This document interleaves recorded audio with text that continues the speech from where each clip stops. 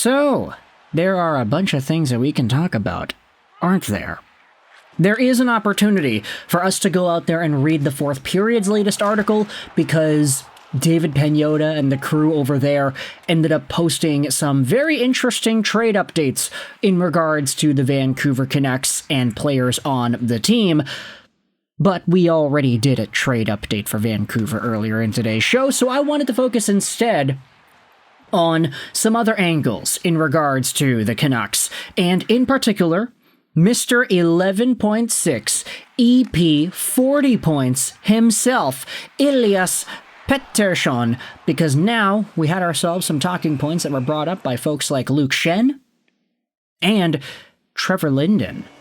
Recently, both of these guys were on the radio or on the TV, and they had some interesting things to say about the Vancouver Canucks' supposed first-line center. Let's dive into, firstly, the positive of the commentary that was made. I'm going to leave a link in the description to this article by Edward Jackson from earlier today. Ex-Vancouver Canucks D-man Luke Schenn makes a questionable comparison for EP. The reason we are reading this article is because it transcribes what Luke Schenn spoke about yesterday on the People's Show on Sportsnet 650. The video is also included in this article, but 650 posted it on their Twitter account. Luke Schenn says that Pettersson kind of reminded him of Pavel Datsyuk. Let's read some of these comments here, courtesy of the CanucksDaily.com article. Schenn says that when I first got to Vancouver and I saw Pettersson play, he kind of reminded me of like a Pavel Datsyuk or something like that. Datsyuk is the first guy that came to mind. The way he had controlled the puck, and the way he had played both ends of the ice.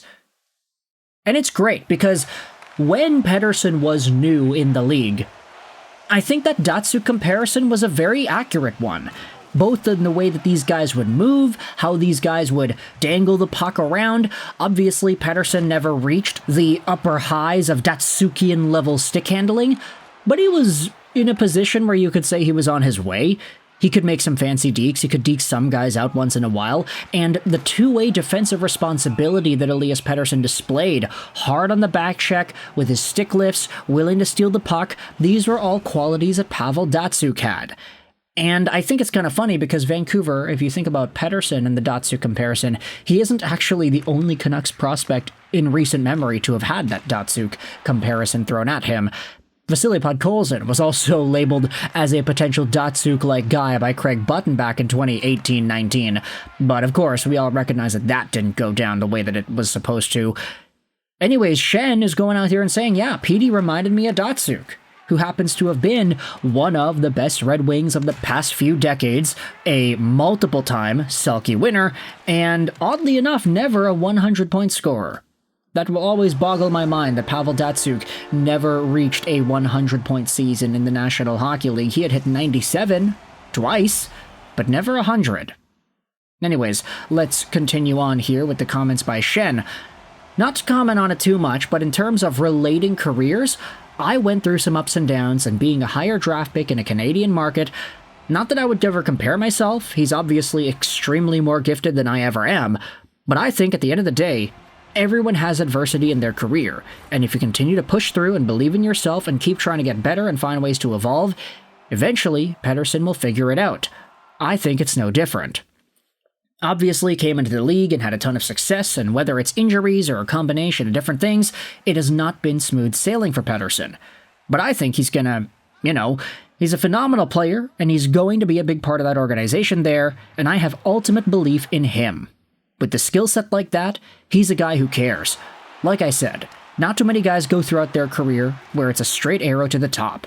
A lot of guys, it's a bit of a roller coaster, and you have to continue to find ways to work it out, and he's obviously got a great supporting cast and an organization that believes in him. Schenn said. Man, what a well-spoken young lad. Young lad? Hell nah. He's a lot older than that. But still, Luke Schenn is a guy that I think a lot of Vancouver Canucks fans remember with very good fate, because this guy was the first ever D-pair partner for Quinn Hughes. He was there when Quinn Hughes was a little kid, since Quinn's dad was working with the Toronto Maple Leafs at the time that Schenn was a young prospect. And Schenn, of course, leader in the room, well-spoken guy, one of the facilitators between JT Miller and Elias Pettersson back when he was on the team. He's one of those character guys that the Vancouver Canucks so eloquently missed this previous year. Luke Schenn, if he was just on the Canucks this season, who knows if that Miller-PD drama would have been as bad as it was. If Schenn, if Tanev, if Pearson were all still in Vancouver, who knows how well that situation would have been handled. But Schenn is expressing some very good praise for EP40. And it's good to hear that. It's good to get some positivity riding around here once in a while.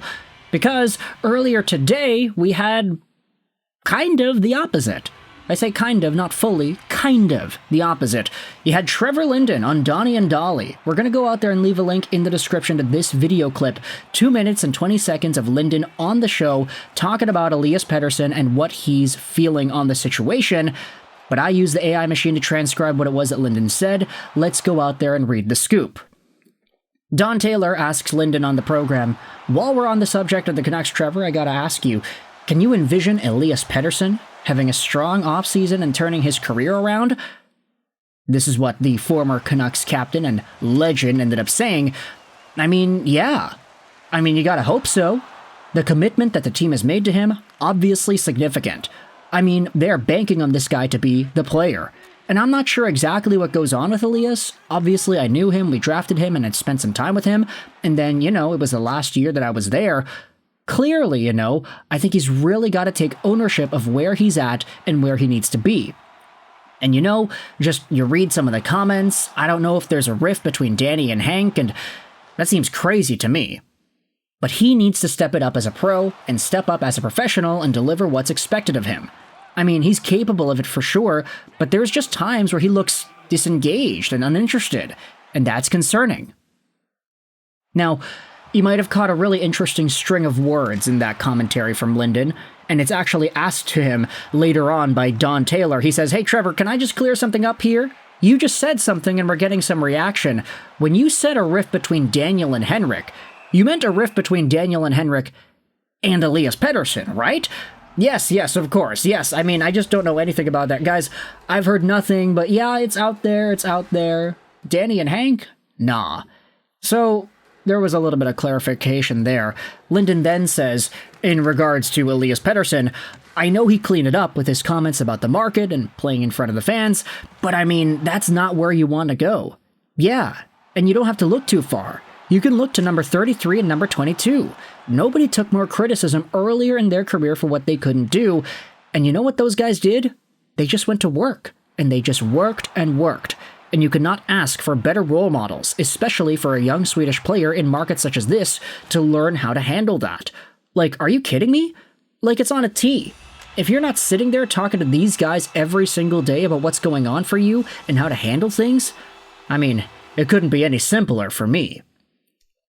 So, with that in mind, I want you to let me know your thoughts in the comment section below about all of these Elias Pettersson discussions, how Luke Schenn expressed some very adamant positivity towards PD, potentially being able to fix his career, quote-unquote, get back into a spot where he is still one of those top guys in the National Hockey League. What are your thoughts on Trevor Linden speaking about PD in this way, talking about how the guy is kind of in a difficult spot if he's not relying on the Sedin twins. He's not allowing himself to learn from some of the best in the business to be able to handle this market.